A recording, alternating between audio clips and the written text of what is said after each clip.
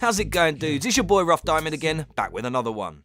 It can get pretty overwhelming knowing which weapons to pick over others, especially if you're pretty new to the game. What's the difference between an AKM and an M16? Ever wondered which one has better damage or which one has better range? It's hard to know without using the weapon and getting a feel for it. And in PUBG, that can take some time. A lot of the weapons in PUBG are a lot like other shooters. Some have better values than others, but a lot of the time it comes down to personal preference. And in PUBG, you don't always get to use your favourite weapon. So I decided I would make a little table as a quick reference guide to help me get to know the weapon's damage values, etc.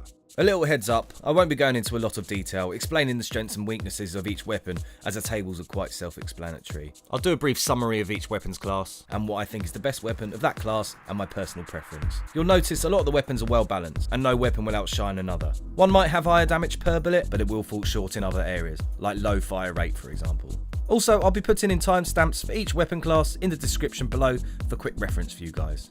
Right, let's start with assault rifles. As you can see, the AKM and the Groza have the highest damage per bullet, but have the worst range and bullet speed of all the assault rifles. AUG and the Groza are the rarest and can only be found in crate drops, and you'll see on the table the AUG hasn't got any stats as yet, as they haven't been released. The M16A4 and the M416 are very similar in all areas, and the only real difference is the fire mode. The M16A4 is burst fire, and the M416 is full auto. For me, it's between the SCAR and the AKM, but the SCAR just takes it, as it's more of an all-rounder. Next up, submachine guns. Out of the four we have to choose from, my favourite is the Vector. But its biggest downfall is its clip size, as it only holds 13 bullets. So you need to find extended mads for this to extend it to 25. The Micro Uzi I don't really get on with, and the Tommy gun can do some damage, but personally, I think the UMP is a nice all-rounder and can be found in most games as it isn't that rare. There are only two light machine guns in game, and from using them both, I know they can do some damage. Get yourself prone, and these can rip through your opponent. I couldn't find any stats for the DP28, but it's got a big clip, and it is very useful in certain situations. The M249, on the other hand, is a beast. As you can see, it has high damage,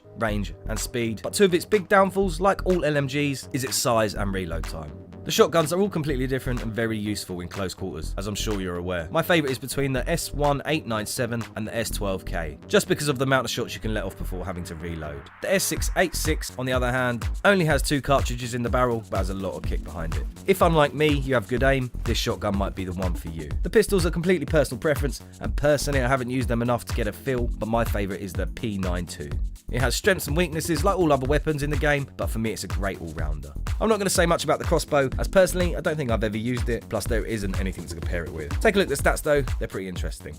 And finally, saving my favourite till last, sniper rifles. I do enjoy using sniper rifles in this game, but unfortunately you don't always get to use them. They're not always easy to find, plus finding good enough scope can be just as tricky. My favourite sniper rifle is definitely the Kar 98, followed closely by the semi-auto DMR Mini 14. The AWM is an absolute monster, but very rare. I think I've only used it a handful of times. It's good to see we have a variety of sniper rifles in this game, but I would like to pick them up a little more often. Right, that's it for this one, dudes. It's a bit shorter than part 1, and I've probably missed a few bits, but I hope you found it useful. If you can think of any advanced tips and tricks I've missed, let us know in the comments. I've been Rough Diamond. Hit sub, smash the like, press the bell if you haven't already. See you guys in another video soon. Laters.